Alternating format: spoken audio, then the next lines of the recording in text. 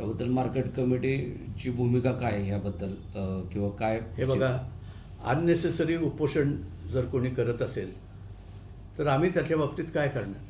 आम्ही त्यांना क्लॅरिफिकेशन्स दिलेले आहेत. त्याच्यासाठी त्याचा जो मार्ग लागतो तो मार्ग करण्यासाठी त्यांना 28 तारखेला संधी प्राप्त झालेली आहे. त्या ठिकाणी त्यांनी त्यांची भूमिका मांडावी, आमचं काहीच म्हणणं नाही. 28 तारखेला काय कशी काय करायचं संधी कसली?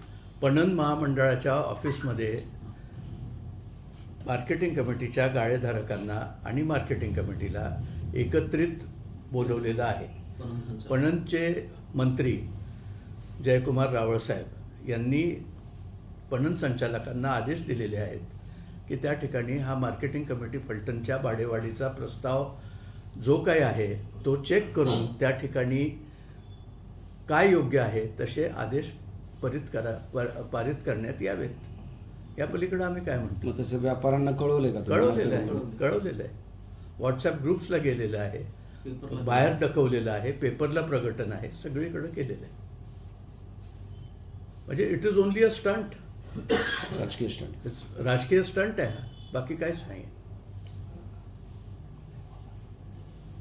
आणि तुम्ही एक लक्षात घ्या की फलटण तालुक्यामध्ये हरित क्रांती झालेली आहे आणि हरित क्रांतीपासून ह्या तालुक्यामध्ये मोठ्या प्रमाणावर पिकं वाढलेली आहेत, फळबागा वाढलेल्या आहेत, भाजीपाला वाढलेला आहे. अशा परिस्थितीमध्ये एक्सपोर्टचं शिक्षण देण्यासाठी आणि एक्सपोर्ट कसा करायचा याची धोरणं मुलांना आणि शेतकऱ्यांना आणि व्यापाऱ्यांना शिकण्यासाठी वरच्या मजल्यावर आत्ता आम्ही ॲग्रिकल्चरल इन्फॉर्मेशन ट्रान्स्क्रिप्शनचा हॉल तयार करतो आहे. या हॉलमध्ये इस्रायलमध्ये काय चाललं आहे, लंडनमध्ये एक्सपोर्ट कसा केला जातो, या सगळ्याची माहिती तिथली बाजारपेठ चित्रावर दिसून, फिल्ममध्ये दिसून, मराठीमधून त्याची माहिती कानात मिळेल इथपर्यंत लॅब आम्ही तयार करतोय. वर आता काम चालू झालेलं आहे. वर आपण जाऊन बघू शकता, खुर्च्या वगैरे सगळ्या आमच्या लागलेल्या आहेत. ह्या परिस्थितीमध्ये मार्केटिंग कमिटीने शेतकऱ्यासाठी काम करायचं का नेमकं ह्या गाळेवाल्यांचाच 16 सालापासून हा त्रास आम्हाला चालू आहे. 16 सालापासून. त्यांच्या दाखवा बरं त्यांच्या सह्यांचं.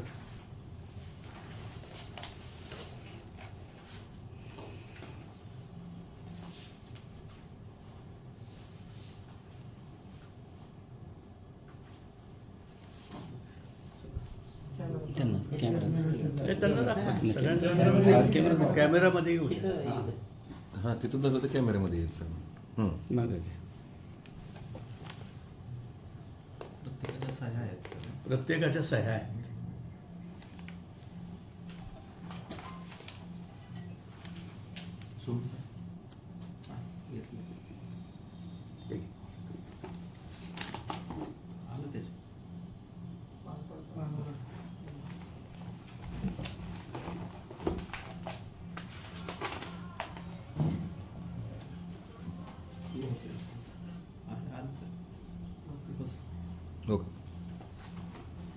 असा प्रकार आहे. काय करायचं?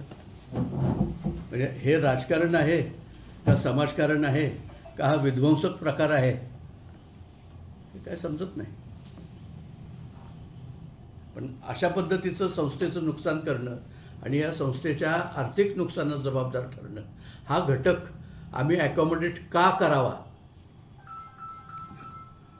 का ह्याच्या बाबतीत आम्ही न्यायालयीन दाद मागावी, याही गोष्टीचा विचार आम्हाला आता करावा लागेल.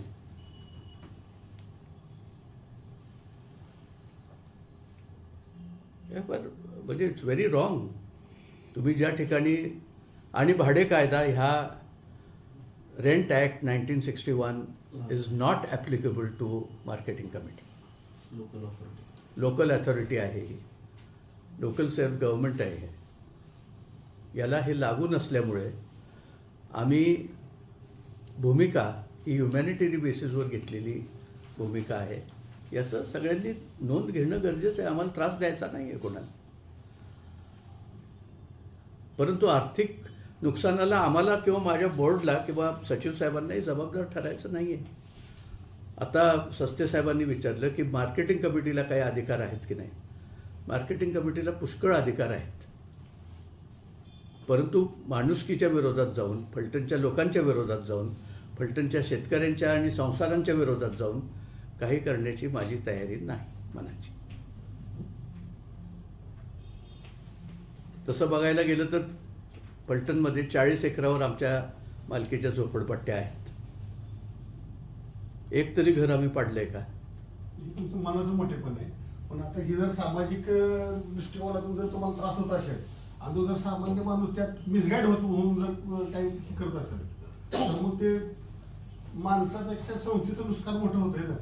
त्याचा आवाज आपण उठवायचं काम आहे. आपण लोकशाहीचा चौथा पिलर आहात.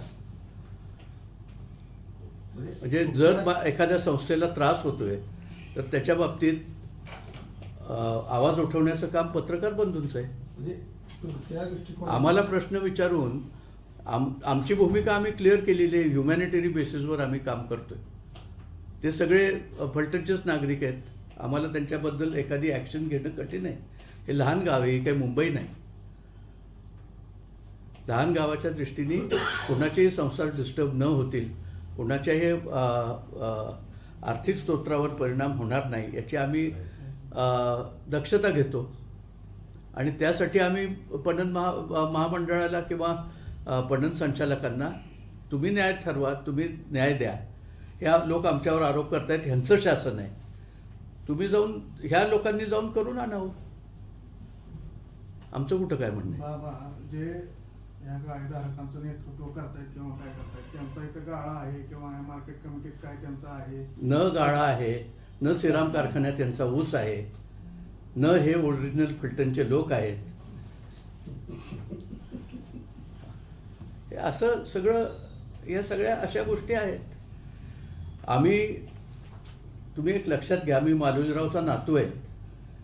मालोजीरावचा नातू म्हणून या माझ्या कुटुंबाने हे गाव वसवलेलं आहे. या गावातल्या लोकांचे संसार उद्ध्वस्त करणं किंवा त्यांच्यावर सूड उगवणं हे माझं काम नाही आणि माझ्याच्याने होणार नाही. म्हणून मी पणनकडं दाद मागितलेली आहे. तिथं जो निर्णय हे यांचे लोक करून आणतील तो निर्णय आम्हाला मान्य आहे.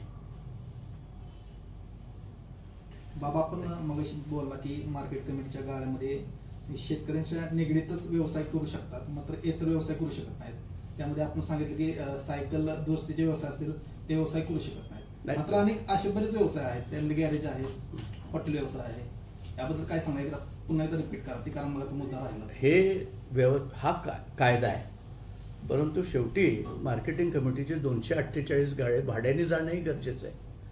फक्त शेतीचे व्यवसाय या ठिकाणी जर करायचे ठरवले तर 5-7 गाळे जातील, 10 गाळे जातील, 20 गाळे जातील. याच्या पलीकडे गाळेच जाणार नाहीत भाडे.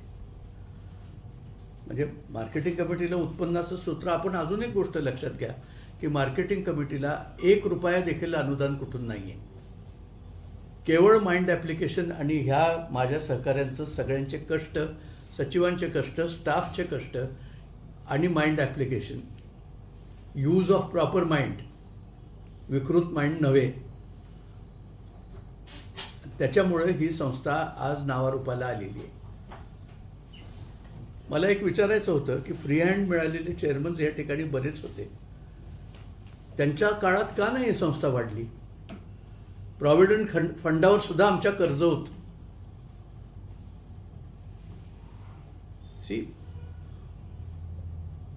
दुसऱ्याचे दोष काढणं फार सोपं आहे, परंतु जर दोषच नसेल तर काय काढायचं? मार्केट कमिटीची गाळे बरेच जुने झाले, त्याचं स्ट्रक्चरल ऑडिट करून किंवा परत फेर बांधकामाचा काही प्रस्ताव व्यापाऱ्यांपुढे दिलेला आहे. वरचा मजला त्यांना कन्स्ट्रक्शन कॉस्टमध्ये त्यांनाच देण्याची व्यवस्था केलेली असून त्या गाळ्यांवर त्यांना CC घेण्याची परवानगी देऊन त्या गाळ्यांमध्ये त्यांनी नूतनीकरण करण्याचं, स्लॅबचे गाळे करून देण्याचं आणि खालचा तळघरातला गाळा विकण्याची परमिशन आम्ही त्यांच्याकडून मागितलेली आहे. ते सुद्धा त्यांना मान्य नाही. गेटमधले लोक आहेत ते स्वतःला असे समजतात की ते कायदेशीर गाळे आहेत. गेटमध्ये बांधलेले गाळे कायदेशीर असू शकतात का? जर मार्केटिंग कमिटीने नगरपालिकेला कळवलं तर एका दिवसात हे गाळे पाडून टाकेल नगरपालिका. असे लोक सुद्धा आम्हाला ब्लॅकमेल करायला बघतात आणि केवळ ह्युमॅनिटेरी बेसिसवर आम्ही गप्प बसतोय. जर लागलाय संसाराला तर घर कशासाठी मोडायचं? We don't do anything negative, we are doing only positive things. Positive गोष्टींवर आम्ही काम करतोय आणि पॉझिटिव्ह गोष्टीच करणं योग्य असतं राजकारणात. निगेटिव्ह गोष्टी करणं, खोटे गुन्हे दाखल करणं, दहशत माजवणं, आर्थिक गोष्टींच्या याच्यात लोकांना पकडणं किंवा 2 नंबरच्या लोकांना धरून त्यांच्यावर केसेस दाखल करणं, पोलीस स्टेशनमधून दबाव निर्माण करणं, प्रांत ऑफिसमधून दबाव निर्माण करणं, मोजणीदारांकडून दबाव निर्माण करणं, ह्या गोष्टी नसाव्यात. राजकारण राजकारणाच्या पद्धतीने असावं. राजकारणाला काहीतरी तत्त्व असावीत. अशी गोष्ट मेन आहे. मगाशी बाबा तुम्ही म्हणला आंदोलनकर्त्यांचे नेतृत्व करतात, त्यांचे गाड्याच्या भाड्याचा उल्लेख केला तुम्ही, त्याबद्दल पुन्हा वाच्यता करावी. त्यांनी स्वतःच्या मनाशी विचार करावा की ते त्यांच्या गाड्यांना किती भाडं घेत आहेत. 1200 रुपयापेक्षा निश्चित जास्ती यायची मला कल्पना आहे. आणि त्यांनी शासकीय तलाट्यांना भाड्याने दिलेले आहेत, तेव्हा त्यांना चेकनीच भाडं येतं आहे. त्याचं तुलना करा, चौकशी करा, दोन्हीची तुलना करा. हो, दोन्हीची तुलना करा. आणि तुमचा गाळा एका बारक्या गल्लीत आहे आणि हा गाळा हायवेवर आहे, याची देखील कुठंतरी नोंद घेणं गरजेचं आहे असं मला वाटतं. की भर हायवेवर असणारा हा गाळा आहे. ते ठीक आहे, इतके ग्रामपंचायती, प्रत्येक ग्रामपंचायतीच्या सोसायट्यांचे गाळे आहेत, इतके कमी भाव, इतके कमी भाडे खेड्यात तरी आहेत का? आणि शासनाने जर आम्हाला सांगितलं की ओके ह्या रेटला द्या, तर आम्ही द्यायला तयार आहे ना. भांडण कुठं आहे? भांडणाला जागाच नाही ना. There is no argument. आम्ही कुठे इन्सिस्ट करतो की इतक्यालाच आम्हाला पाहिजे? इन्सिस्टच करत नाही. मग हे उपोषण कशासाठी? हे बेकायदेशीर उपोषण आहे असं मला वाटतं.